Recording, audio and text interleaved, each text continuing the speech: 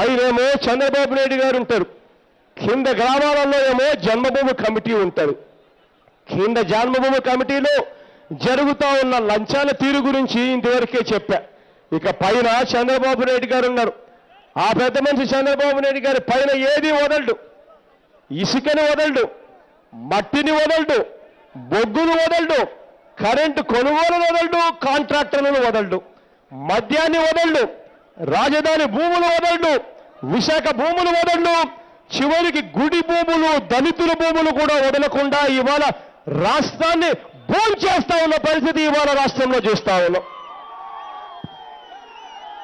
చివరకు చంద్రబాబు నాయుడు గారు చేస్తా ఉన్న అన్యాయమైన పాలనను మనం ఎత్తి చూపుతా ఉంటే ఈ పెద్ద మనిషి చంద్రబాబు నాయుడు గారు భయం పట్టుకుంది. పెద్ద మనిషి చంద్రబాబు నాయుడు గారికి ఎన్నికలు సమీపిస్తున్న కొద్దీ చంద్రబాబు నాయుడు గారికి టెంపరేచర్ పెరుగుతా ఉంది. భయం పెరిగే కొద్దీ చంద్రబాబు నాయుడు గారికి టెంపరేచర్ పెరిగి ఈ మధ్యకాలంలోనే మీరంతా కూడా గమనించే ఉంటారు.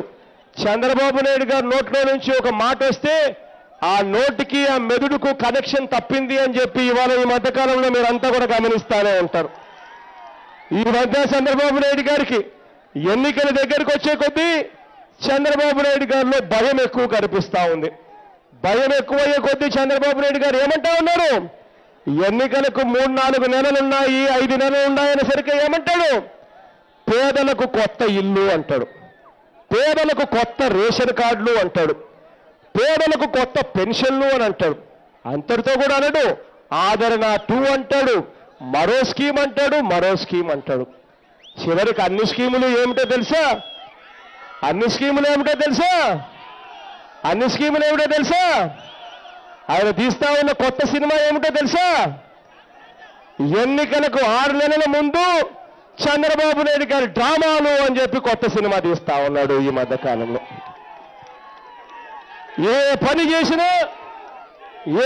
చేసినా ఎన్నికలకు కేవలం 6 నెలల ముందు కేవలం 3 నెలల కోసం 4 నెలల కోసం చేశారంటే చేశారన్నట్టుగా చేయించుకునే కార్యక్రమం చేస్తా ఉన్నాడు. ఆ చేసినది ప్రజలకు 5 ఏళ్లుగా ప్రజలకు అవన్నీ కూడా వచ్చినట్టుగా ప్రజలు భావించాలి అని చెప్పి ఈ పెద్ద మనిషి చంద్రబాబు నాయుడు గారు ప్రజల చేత చెప్పించడానికి నానా అగసాట్లు పడతా ఉన్న పరిస్థితులు ఈ రాష్ట్రంలో చూస్తా ఉన్నాం. ఇటువంటి మోసాలు ప్రజలందరూ కూడా చూస్తూ ఉన్నప్పుడు ఆ ప్రజల నోట్లో నుంచి వస్తున్న మాటలు ఏమిటి, గట్టిగా ఏమిటి, నిన్ను నమ్మం బాబు అన్న మాటలు వాళ్ళ ప్రజల నోట్లో నుంచి కూడా వస్తా ఉన్నాయి.